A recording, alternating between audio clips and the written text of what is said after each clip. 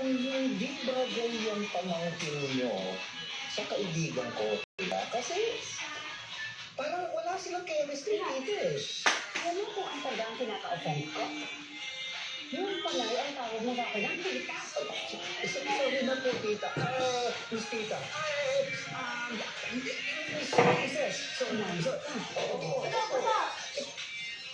Pwede ba i-start na muna tayo? Ang pag-isipan na lang natin, gumawa tayo ng plano para yung pamangkin mo at saka si Tyler, eh sila yung nagkikita sa finish line. Ako dyan. Ayaw kong ditahan o pigitin ang pamangkin ko. Oh, ikaw naman. Ayaw mo na aminin sa akin na #Team Kurt ka eh. Hindi naman. Kaya lang, kung ipipilit ko yung si Kurt kay Ida ko, baka naman mag-rebound lang yung kaibigan mo.